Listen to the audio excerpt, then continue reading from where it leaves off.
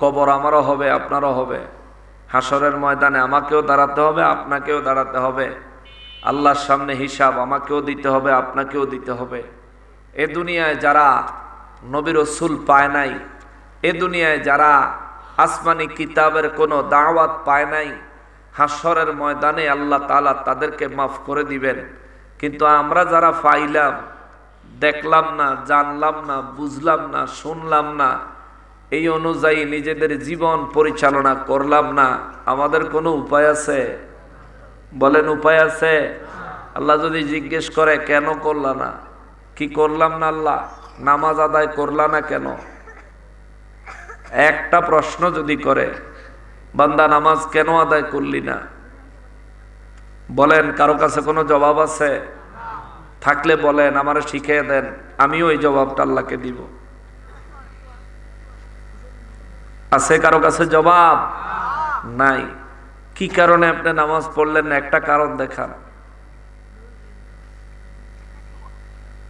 দুনিয়ায় কোন অফিসে যদি আপনি চাকরি করেন, মাস শেষে 20-30 হাজার টাকা বেতন দিবে বিদায় দৈনিক 8 ঘন্টা, 10 ঘন্টা, 12 ঘন্টা তার ডিউটি করেন।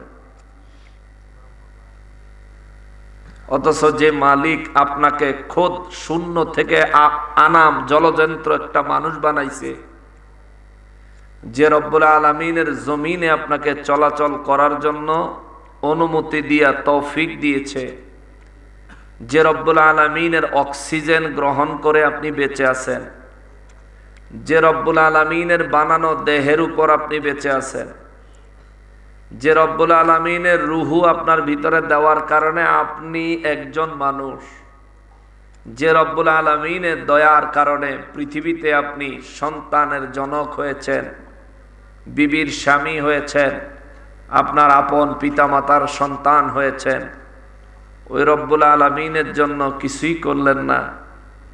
30,000 টাকা বেতনের জন্য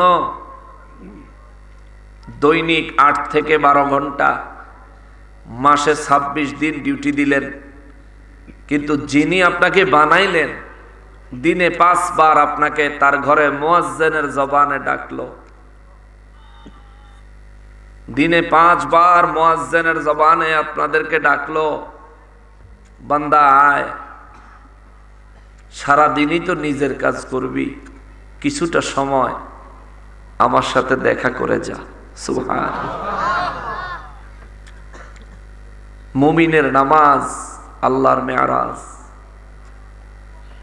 কিন্তু গেলাম না, সারা রাত ফেসবুক চালাইলাম, ফজরের নামাজের আজান দিল আর ঘুমায় গেলাম।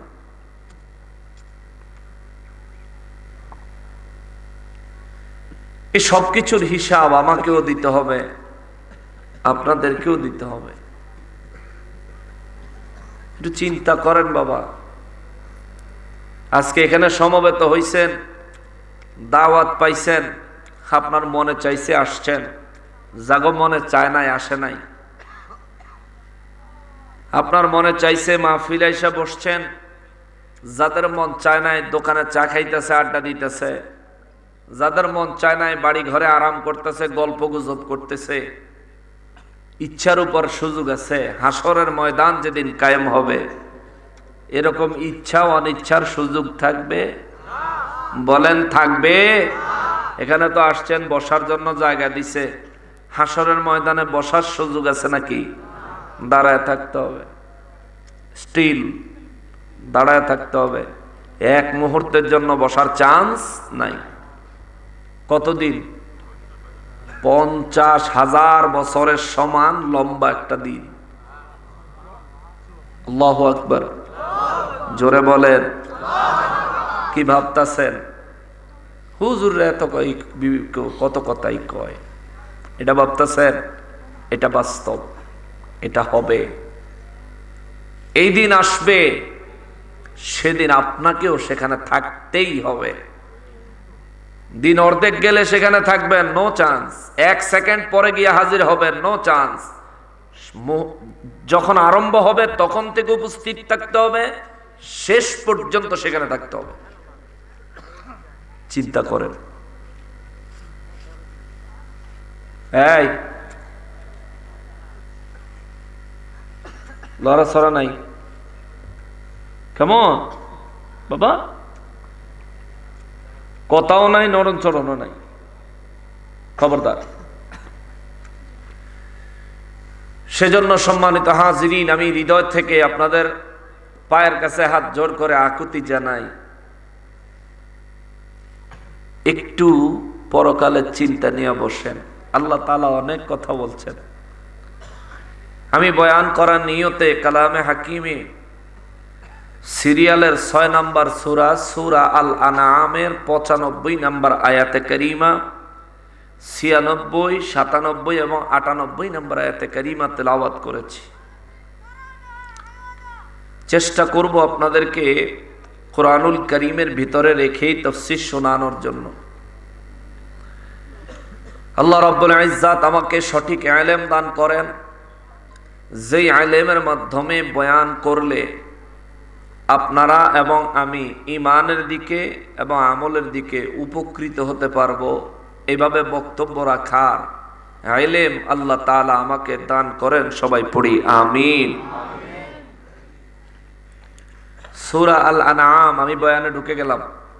কেমন বাচ্চারা? বাবা, এই যে সোনামণিরা বাবা সামনে বসছেন, ডিস্টার্ব করেন না, কথা কয়েন না, হ্যাঁ, নড়াচড়া করেন না। আপনারাও হ্যাঁ বাবা, নড়াচড়া করেন না। করলে একটা দমক দিমু, বেশি করে ডরাইবেন, বুঝছেন নি? ধমক দিলে ডরাইবেন। বসেন। মুরব্বীরা আছে পিছে, গুম মুর করে ফিডের মধ্যে একটা দিব না, কথা কইলে খবরদার। সূরা আল আনআম কোরআনুল কারীমের সিরিয়ালের 6 নম্বর সূরা। এই সূরার আয়াত 165 খানা। কোরআনুল কারীমে আরম্ভ হয়েছে এই সূরা 7 পারায়, শেষ হয়েছে গিয়া 8 পারায়। এই সূরাটা মক্কা মুআজ্জামায় নাজিল হয়েছে। 165 আয়াতের দীর্ঘ সূরাটি আমার নবীজি বলেন এক রাতে একসাথে আমার নবীর উপর নাজিল হয়েছে। জোরে বলেন না সুবহানাল্লাহ। এই সূরার চাইতে আরো অনেক ছোট ছোট সূরা আছে যেগুলো আমার নবী রাহমাতুল লিল আলামিনের উপরে কয়েকবারে নাজিল হয়েছে, কিন্তু এই দীর্ঘ সূরাটা এক রাতে একসাথে নাজিল করেছেন। এখানেই শুধু শেষ নয়, আল্লাহ রাব্বুল ইজ্জাত 70,000 রহমতের ফেরেশতা দিয়া জিবরাইল আমিনকে সহ এই সূরার ওহী আমার নবীজির দরবারে পাঠাইছেন। সুবহানাল্লাহ। এই সূরার ফজিলত সম্পর্কে আমার নূর নবী রাহমাতুল লিল আলামিন বলেন, যে ব্যক্তি দিনে একবার সূরা আল আনআম তেলাওয়াত করবে, সারা দিন পুরো 24 ঘন্টা 70,000 রহমতের ফেরেশতা নবীর ওই উম্মতের জন্য দোয়া করবে। সুবহানাল্লাহ। কি করবে? কারা করবে? কথা কয় না। কি করবে? কারা করবে? সবাই একটু জবাব দিয়েন। কি করবে? কারা করবে? কারা? তার মানে ফেরেশতারাও দোয়া করে,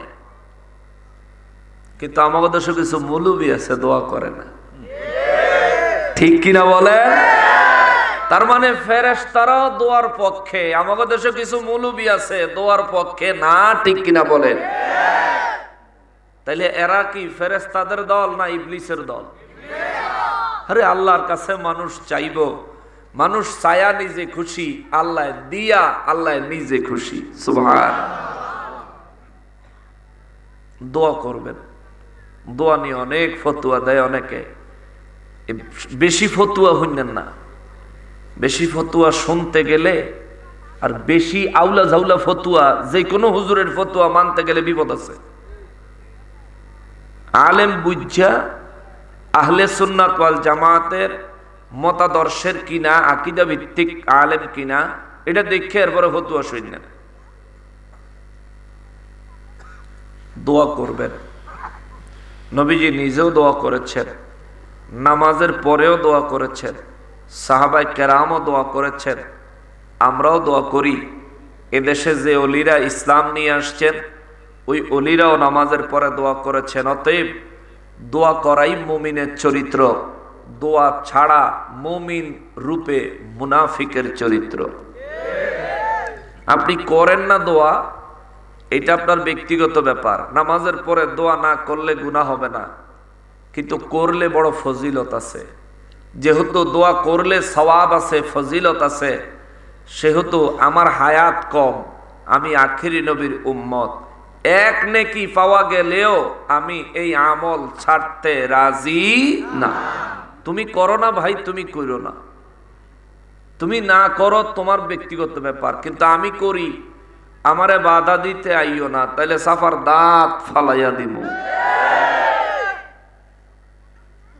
আমারও বাধা দিতে আইলে কোরআন শরীফের দলিল লই আইও যে আল্লাহ দোয়া করতে মানা করছে কোন। এই জমিনে নামাজ আসছে পরে, দোয়া আসছে আগে। সুবহানাল্লাহ কর। বলবেন হুজুর বিষয়টা বুঝলাম না।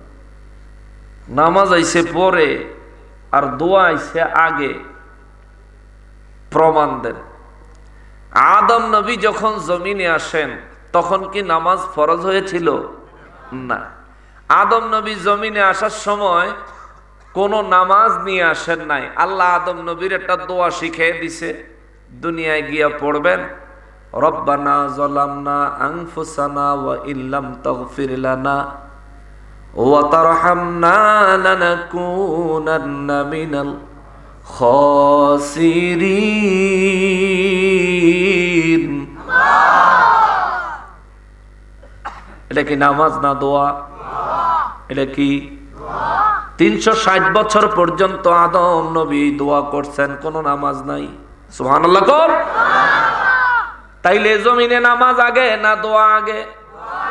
কি আগে? কি আগে? জানাজার নামাজের পরে দোয়া লয়ে আপনাকে এলাকাত কিলাগিলি আসেনি? ঝগড়া আসেনি? বেদাতের ফতুয়া আসেনি? বুখারী শরীফের 1344 নম্বর হাদিস, কিতাবের নাম বুখারী শরীফ। না ঠিকই তো কইছে, আছে তো, আসতেছে দেখছো। কিতাবের নাম হলো বুখারী শরীফ, হাদিসের নাম্বার হলো 1344। এই হাদিসে মোবারকে প্রমাণ করে হযরতে উকবা ইবনে আমির রাদিয়াল্লাহু তাআলা আনহু থেকে হাদিস। হাদিসের মান হলো সহিহ, বুখারী শরীফের হাদিস, সহিহ হাদিস। উকবা ইবনে আমির রাদিয়াল্লাহু তাআলা আনহু বলেন, আমার নবী রাহমাতুল লিল আলামিন একদিন হুজরা মুবারক থেকে বের হলেন, উহুদের প্রান্তরে হাজির হলেন। উহুদবাসীদের জন্য আমার নবী জানাজার নামাজের ইমামতি করলেন। জানাজার নামাজের পর মৃত ব্যক্তিদের জন্য দোয়া করলেন। চিৎকার দিয়া কোন সুবহানাল্লাহ। জানাজার নামাজের পরে আমার নবী নিজে দোয়া করেছেন। দলিল বুখারী শরীফ, হাদিস নাম্বার 1344। নোট করে রাখেন। আরো হাদিসে মোবারকে নবী বলেন, ইযা সাল্লাইতুম আলাল মাইয়িতি ফাখলিসু লাহু দুআ। যখনই মৃত ব্যক্তির জন্য জানাজার নামাজ আদায় করবে, আমার নবী বলেছেন খালেস ভাবে, স্পেশাল ভাবে তার জন্য দোয়া করবে। সুবহানাল্লাহ। খাইছেন আপনারা? কেন হোটেল আছে? আশেপাশে হোটেল নাই? রিক্সা টিক্সা আসেনি? দেখেন হবিগঞ্জ থেকে খাই আইয়েন। মাহফিল কমিটির লোক নাই? হ্যাঁ, আচ্ছা, আর মনে হয় খানার আয়োজন নাই। আপনারা ইয়া করেন, ওই যে একটা অটো বা সিএনজি লইয়া হবিগঞ্জ জানগা গিয়ে হেন তে খাই আইয়েন। শুধু শুধু খারায় থেকে রাত বেজে গেছে 11টা। মুসলমানের আরে, আমার পেয়ারা নবীর উম্মতের আরে, একটু গভীর ভাবে মনোযোগ দেন রে বাবা। নবীজি রাহমাতুল লিল আলামিন নিজে দোয়া করলেন না জানাজার নামাজের পরে। উম্মতকে বললেন, যখনই জানাজার নামাজ তোমরা আদায় করবা, খালেস ভাবে মৃত ব্যক্তির জন্য দোয়া করবা। এখন আমাদের দেশে যারা দোয়া করে না তারা কোন পর্যায়ের অপরাধী দেখেন। তারার কোনো অপরাধ নাই, যারা দোয়া করে না তাদের কোনো অপরাধ নাই, কিন্তু যারা দোয়ার বিরোধিতা করে রে তারা চরম অপরাধী। কথা বলেন ঠিক কিনা? নবীজি বলেছেন উম্মত দোয়া করো, দোয়া করো, দোয়া করো, দোয়া করলে আল্লাহ খুশি হয়। নবীজি হাদিসে মোবারকে আরেক হাদিসে কয় আদ-দুআউ মুখুল ইবাদ, দোয়া হলো সমস্ত ইবাদতের মগজ। সুবহানাল্লাহ কর। দোয়া করতে নবী উদ্বুদ্ধ করেছেন, সাহাবীদেরকে নবী নির্দেশ দিয়েছেন, উম্মতকে নবী নির্দেশ দিয়েছেন। এখন জানাজার নামাজের পরে আমরা দোয়া করি। আপনি যদি জানাজার নামাজের পরে দোয়া না করেন, আমাদের পক্ষ থেকে আপনার বিরুদ্ধে কোনো অভিযোগ নাই। ইসলামী শরীয়তের দৃষ্টিকোণ থেকেও আপনার বিরুদ্ধে কোনো অভিযোগ নাই। যদি দোয়া না করেন, করলে সওয়াব আছে, না করলে কোনো গুনাহ নাই। যদি আপনি না করেন আপনার ব্যক্তিগত ব্যাপার, কিন্তু আমি যে করতেছি এটার বিরোধিতা কইরেন না। যদি করতে হয় কোরআনুল কারীম থেকে দলিলে কিতাই দিতে হবে, হাদিসে মোবারক থেকে গ্রহণযোগ্য হাদিসে মোবারক দলিল হিসাবে পেশ করতে হবে। এবং আপনার এই মন্তব্যের পক্ষে কোন কোন আইম্মায়ে কেরাম মত দিয়েছেন, কোন আইম্মায়ে কেরামের ফতোয়া অনুযায়ী আপনি বিরোধিতা করতেছেন, এটা দলিল দিবেন। যদি যথোপযুক্ত দলিল দিতে পারেন, আমিও দোয়া করা বন্ধ করে দিব। দোয়া করলে গুনাহ হবে এমন দলিল দিতে পারলেও হবে। দোয়া করলে আল্লাহ নারাজ হবে এমন দলিল দিতে পারলেও হবে। দোয়া করলে না জায়েজ হবে, গুনাহের কাজ হবে এমন দলিল দিতে পারলেও হবে। কিন্তু কোন দলিল নাই, শুধু বেদাতের বুলি লইয়া আমারে বাধা দিলে তোর রক্ষা নাই। ঠিক কিনা বলেন? আমি দলিল দিয়া গেলাম বুখারী শরীফের 1344 নম্বর হাদিস। নবীজি নিজে দোয়া করেছেন, আমরাও দোয়া করব। কারণ নবী যে আমল করেছেন, এই আমল আমরা করলে সুন্নাতের আমল হবে। একবার আমল করলে 100 বার ইসলামের জন্য শাহাদাত বরণ করার সওয়াব আমার আল্লাহ দান করবে। একবার আমল করবেন। যে ব্যক্তি মারা গেছে এই ব্যক্তির আল্লাহ যদি শাহাদাতের মর্যাদা দেয়, যে ব্যক্তি মারা গেছে আল্লাহ তারে যদি শাহাদাতের মর্যাদা দেয়, তিনি মারা গেছেন কয়বার? আর আপনি আর আমি দোয়া করবো, একবারও মরি নাই কিন্তু 100 বার শহীদ হওয়ার সওয়াব পায়া যাব। এত বড় ফজিলত। আমি আকলবান মানুষ, আমি বিবেকবান মানুষ, এত বড় ফজিলতের আমল আমি ছাড়তে রাজি না। তোমার যদি দরকার না হয় বাড়ি যাও, তোমার যদি দরকার না হয় যেখানে মন চায় সেখানে যাও। আমার প্রয়োজন আছে, আমি আমল করব। যদি বাধা দিতে হয় দলিল নিয়ে আসো, আর যদি দলিল ছাড়া বাধা দিতে চাও, আগের দিন বাগে খাইছে রে বাংলার মুসলমান, আগের মতো আর অজ্ঞ নাই, ফিডা ছাড়া রক্ষা নাই। বলবেন হুজুর আপনি একটা কিলাকিলি লাগাইতে রয়েছেন না, দলিল ছাড়া বাধা দিব তার মানে সে ধর্মবিদ্রোহী, সে মুসলমানের মধ্যে ফিতনা সৃষ্টি করতে চায়। এই ফিতনাবাজের আমার সমাজে কোনো জায়গা হবে? তুমি না করলে না করো গা, বিরোধিতা করবা তো খবর আছে। দলিল দিয়া বিরোধিতা করবা, উল্টা পাল্টা বিরোধিতা করলে কপালে দুর্গতি আছে। মুসলমানের আরে আমার পেয়ারা নবীর উম্মতের আরে নূর নবী রাহমাতুল লিল আলামিন বলেন ৭০,০০০ রহমতের ফেরেশতারা সূরা আল আনআম যে ব্যক্তি দিনে একবার তেলাওয়াত করে, এই ব্যক্তির জন্য ২৪ ঘন্টা সারা দিন ৭০,০০০ রহমতের ফেরেশতারা দোয়া করে। এই সূরার ৯৫ নম্বর আয়াতে আমার রব্বুল ইজ্জত আমার নূর নবী রাহমাতুল লিল আলামিনকে বলেন, নবী গো নবী বিশ্ববাসীকে জানায়া দেন জগৎবাসীকে জানায়া দেন। আমি রব্বুল ইজ্জতের শান বিশ্ববাসীকে জানায়া দেন। আমি আল্লাহকে, আমি আল্লাহর পরিচয়টা আপনি বিশ্ববাসীকে জানায়া দেন। মক্কার মানুষ মূর্তির পূজা করে, মক্কার মানুষ চাঁদের পূজা করে, মক্কার মানুষ সূর্যের পূজা করে, মক্কার মানুষ তারকারাজির পূজা করে, মক্কার মানুষ নিজেরাই মাটি দিয়া মূর্তি বানায়া মূর্তির পূজা করে। আমাকে রব হিসেবে মানতে চায় না, মূর্তিকে রব হিসেবে মানে।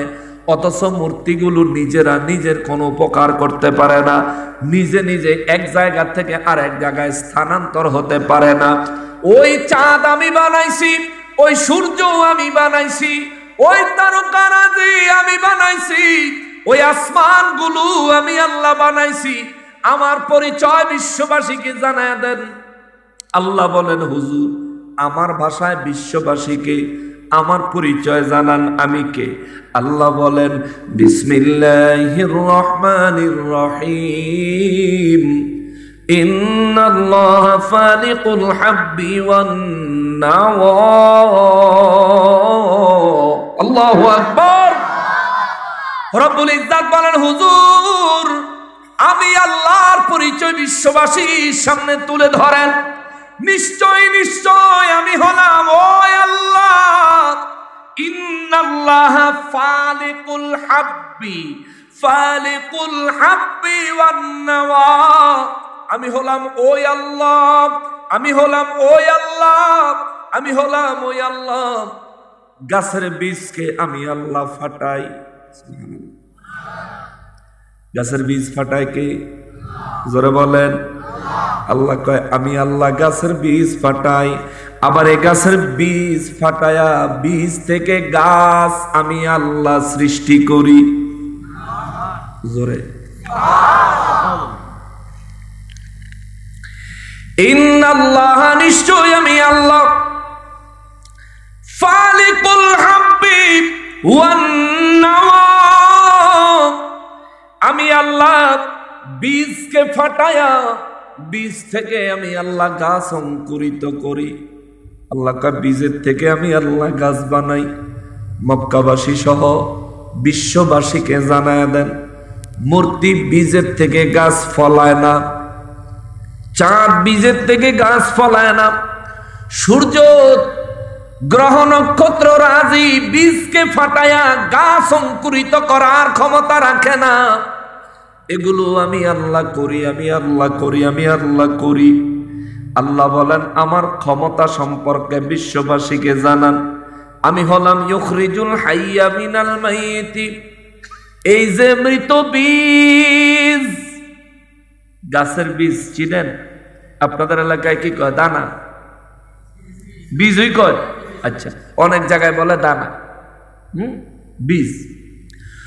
রব্বুল আলামিন বলেন, এই যে বীজ কোন জায়গায় পড়ে থাকলে নিজে নিজে নড়তে জানে না, মৃত মরার মতো পড়ে থাকে। বীজটা একটা মরা জিনিস। আল্লাহ কয়, ইউখরিজুল হাইয়া। এই মরা বীজের থেকে আমি আল্লাহ জীবন্ত একটা গাছ বের করি। সুবহানাল্লাহ। মরা বীজের থেকে জীবন্ত গাছ বের করে কে? জোরে বলেন। আরো জোরে, আরো জোরে, জোরে বলেন। মুসলমানের তাকওয়া সহকারে আল্লাহকে একবার যদি ডাক দেন, মহব্বত সহকারে আল্লাহকে একবার যদি ডাক দেন, আমার রব, আমার সৃষ্টিকর্তা, আমার রিজিক দাতা, আমার মালিক, এই চিন্তা করে রব্বুল ইজ্জতের খেয়াল করে যদি একবার আল্লাহ বলে ডাক দিতে পারেন, আমার নবী বলেন, উম্মত একবার আল্লাহ বলতে দেরি হয়, আমার আল্লাহ 100 বার সাড়া দিতে দেরি করে না। সুবহানাল্লাহ। একবার আল্লাহ বললে 100 বার আল্লাহ বলেন, বান্দারে কি লাগবো বল, আমি আল্লাহ দেওয়ার জন্য অপেক্ষা করতেছি। সুবহানাল্লাহ। কয়বার ডাকলে? কোরআনুল কারীমে আল্লাহ বলেছেন, ফাজকুরুনি আযকুরুকুম।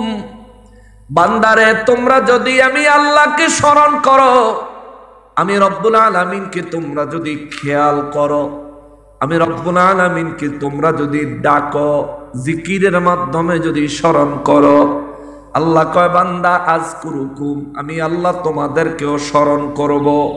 সাহাবায়ে কেরাম বলেন হুজুর আমরা ডাকবো আল্লাহ আল্লাহ, আমরা ডাকবো সুবহানাল্লাহ, আমরা ডাকবো আলহামদুলিল্লাহ, আমরা ডাকবো লা ইলাহা ইল্লাল্লাহ। ইয়া রাসূলুল্লাহ, রব্বুল আলামিন বললেন আল্লাহ আমাদেরকে স্মরণ করবেন, আমাদের জিকির করবেন। আমরা বলি আল্লাহ আল্লাহ আল্লাহ, কি বলবেন? আমার নবী রাহমাতুল লিল আলামিন বলেন বান্দা যখন আল্লাহকে আল্লাহ বলে ডাক দেয়, আমার আল্লাহ বান্দাকে নেয়ামত, রহমত, বরকত এবং মাগফিরাত দিয়া স্মরণ করে। একবার আল্লাহ বলে তাকওয়ার সাথে ডাকলি 100 বার আমার আল্লাহ সাড়া দেয় মুসলমান। ওই রব্বুল ইজ্জত বলেন ইউখরিজুল হাইয়া মিনাল মাইয়িতি, মৃত বীজের থেকে আমি আল্লাহ, মৃত বীজের থেকে আমি আল্লাহ জীবন্ত গাছ সৃষ্টি করি। আমার আল্লাহ বলেন মৃত ডিমের থেকে আমি আল্লাহ জীবন্ত বাচ্চা তৈরি করি। আমি আল্লাহ মানুষের শরীরের নুতফা, বীর্য, এটা তো মৃত জড় বস্তু, এটার থেকে আমি আল্লাহ মানুষ সৃষ্টি করি। আল্লাহ কয় ইউখরিজুল হাইয়া মিনাল মাইয়িতি, মৃত বস্তু থেকে আমি আল্লাহ জীবন্ত বস্তু সৃষ্টি করি। আমি আর আপনি মায়ের, আমি আর আপনি বাবার শরীরের ভিতরে যখন বীর্য আকারে মেরুদণ্ডে ছিলাম,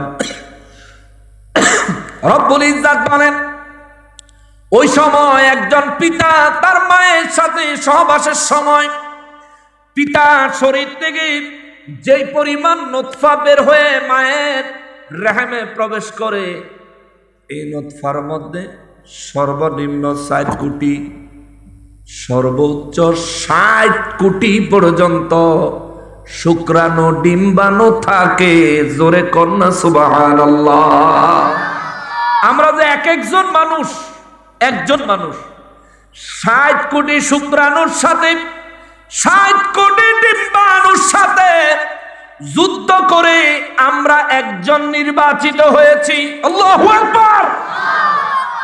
রব্বুল আলামিন বলেন 60 কোটির ভিতর থেকে বাছাই কইরা তোরে আমি আলাদা করছি। বর্তমান জামানার সায়েন্স বলে একজন মানুষের নুতফা বীর্যের মধ্যে যদি কমপক্ষে 12 কোটি শুক্রাণু না থাকে, এই মানুষটা সন্তান জন্ম দেওয়ার ক্ষমতা রাখে না। হায় হায় রে মুসলমান, সর্বনিম্ন 4 কোটি থেকে আরম্ভ করে 60 কোটি শুক্রাণু ডিম্বাণুর সাথে যুদ্ধ করে আল্লাহ রাব্বুল ইজ্জাতের ইচ্ছায় মায়ের গর্ভে আমরা যে প্রবেশ করলাম, এই শূন্য থেকে এক ফোঁটা পানির একটা মাত্র শুক্রাণু থেকে আল্লাহ রাব্বুল ইজ্জাত আমাদেরকে 40 দিনে রক্তের খণ্ড, 40 দিন পরে গোশতের টুকরা, 40 দিন পরে হাড্ডি বানায়া, 120 দিন পরে আমার আর আপনারে ছোট্ট একটা গোশতের টুকরার রূপ আমার আল্লাহ ধারণ করেছেন। আমার আল্লাহ আমাদেরকে বানাইছেন। তারপরে আস্তে আস্তে আস্তে আস্তে মায়ের গর্ভে আমাদেরকে আমার আল্লাহ মুখ দিয়া খানা নাই, মুখ দিয়া নাক দিয়া কোনো নিঃশ্বাস নেওয়ার কারবার নাই। 10 মাস 10 দিন মায়ের গর্ভে আমার আল্লাহ লালন পালন করে রব্বুল ইজ্জাত বুঝাইয়া দিলেন বিশ্ববাসীরা রে, আমি হলাম ওই আল্লাহ ইউখরিজুল হাইয়া মিনাল মাইয়িতি, মৃত থেকে আমি আল্লাহ জীবন্তকে বের করি, ওয়া মুখরিজুল মাইয়িতি মিনাল হাইয়্যি, আবার মৃত থেকেও আমি আল্লাহ, আবার জীবন্ত থেকেও মৃতকে আমি আল্লাহ বাহির করি। চিৎকার দিয়া কোন সুবহানাল্লাহ। গাছ জীবিত কিন্তু গাছের বীজ মৃত, এই জীবিত গাছের থেকে আল্লাহ মৃত বীজ বাহির করেছে। বীজ মৃত কিন্তু বীজের থেকে যখন গাছ হয়, আল্লাহ বলেন এই মৃত বীজের থেকে আমি আল্লাহ জীবন্ত একটা গাছ বের করেছি। মুরগি জীবিত কিন্তু ডিমটা মৃত, মুরগি জীবিতর ভিতর থেকে আল্লাহ মৃত একটা ডিম বের করে। আর এই মৃত ডিমের থেকে আবার আমার আল্লাহ একটা জীবন্ত মুরগির বাচ্চা বাহির করে। এটাকে আল্লাহ বলেন ইউখরিজুল হাইয়া মিনাল মাইয়িতি ওয়া মুখরিজুল মাইয়িতি মিনাল হাইয়্যি। আমি হলাম ওই রব যিনি জীবন্ত থেকে মৃতকে বের করি, আবার মৃত থেকে জীবন্তকে বের করি। চিৎকার দিয়া কোন সুবহানাল্লাহ। আল্লাহু আকবার। ইয়া রাসূল জিন্দাবাদ। রব্বুল ইজ্জত বলেন মাশাআল্লাহ, আল্লাহ তাআলা হায়াতে তাইয়্যিবা দান করুক। আমিন। আপনাদেরকেও আমিন। মুসলমানের আরে রব্বুল ইজ্জত 1450 বছর আগে কালামে হাকিমে ঘোষণা দিয়ে দিলেন। আল্লাহ বলেন যালিকুমুল্লাহু, এটা হলো আমি রব্বুল আলামিনের শান। সুবহানাল্লাহ। এটা আমি রব্বুল ইজ্জতের শান, এটা আমি রব্বুল ইজ্জতের মান, এটা আমি রব্বুল ইজ্জতের পাওয়ার। আমি রব্বুল ইজ্জত এই জমিনবাসীদেরকে আপনি নবীজির জবান মোবারকে বিশ্ববাসীকে জানাইতে চাই।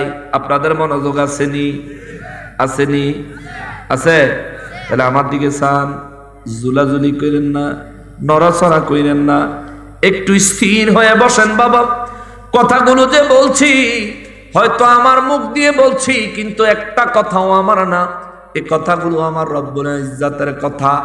যে কথাগুলো বের হয়েছে সর্বপ্রথম আমার নূর নবীজির নূরানি জবান মোবারকে। জোরে কন্যা সুবহানাল্লাহ। একটু ধৈর্য ধরে বসেন। আল্লাহর কালাম, আল্লাহর কালাম, আল্লাহর কালাম ঈমানদারের জন্য। রব্বুল ইজ্জত বলেন ওয়াজিলাত কুলুবুহুম, ঈমানদারের কলবকে কাঁপায়া দেয়, ঈমানদারের কলবকে প্রকম্পিত করে দেয়। কেননা আল্লাহ পাক বলেন কোরআন হলো নূর, নবী হলেন নূর। এই নূর নবীজি নূরের জবান মোবারক দিয়ে বের হয়েছে।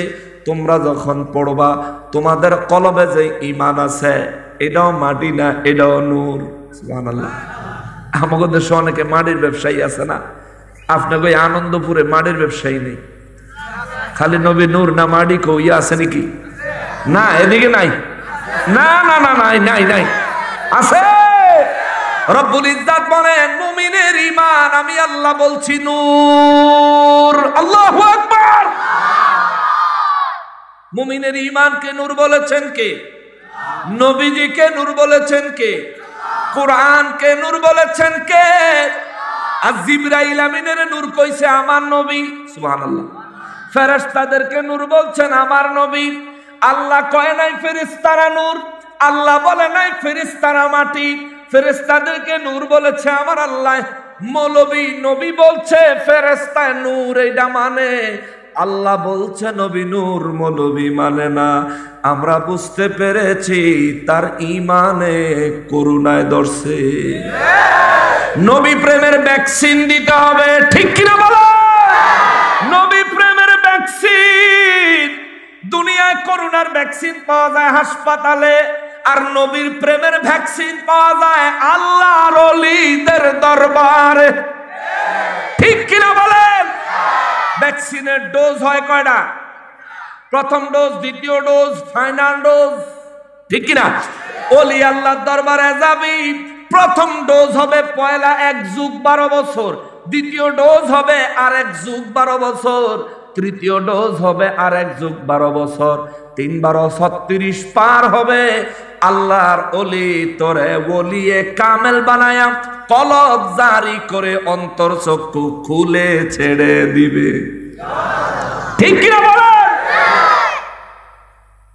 ওলির দরবারেও যাইতো চায় না। হায় হায় মুসলমানেরা রে, আমার পেয়ারা নবীর উম্মতেরা রে, মুসলমানের ঈমানকে নূর বলেছেন কে? আল্লাহ ওয়া জাআলা যুলুমাতি ইলা নূর। সুবহানাল্লাহ। কোরআন শরীফে বলছে, আল্লাহ বলছে যারা ঈমানদার তাদেরকে আমি আল্লাহ সৌভাগ্যবান করেছি, দয়া করেছি, অনুগ্রহ করেছি। কি? তাদেরকে কুফুরির অন্ধকার থেকে বাঁচাইয়া ঈমানের নূর দিয়ে ধন্য করেছি। সুবহানাল্লাহ। তাহলে ঈমান কি মাটি না নূর? ইমান কি? ইমান কি? নবী কি? নবীও তো ইমান। সুবহানাল্লাহ কর। ইমান, ইমানকে আমার আল্লাহ নূর বলেছেন। নবীদের উপর ইমান আনতে হবে। নবীও ইমান, নবী হলেন ইমান। তাহলে আল্লাহ বলেন ইমান নূর। সুবহানাল্লাহ। ইমান যদি নূর হয় আর নবী যদি ইমান হয়, তাহলে এখানেও একটা প্রমাণ, আমার নবী মাটি না নূর। কালকে অনেকে কইব নবী নূর না মাটি, এটা নিয়ে ফারাফারির দরকারটা কি? কবরে কে এটা জিগাইব নি? ওরে ফাদাম দামা এটাই জিগাইব। কইবেন হুজুর কি বলেন? কবরের প্রশ্ন তো তিনটা, এটার ভিতরে নূর মাটি তো নাই। নাই, লাস্টেরটা শুনেন প্রশ্ন। নবী বলেন, আল্লাহর হাবিব রহমাতুল লিল আলামিন বলেন, ফেরেশতারা, আল্লাহর ফেরেশতারা কবরের 3 নম্বর প্রশ্নটা জিজ্ঞেস করবে, মা কুনতা তাকুলু ফি হক্কে হাযা রাজুলুল্লাযী বুইসা ফীকুম।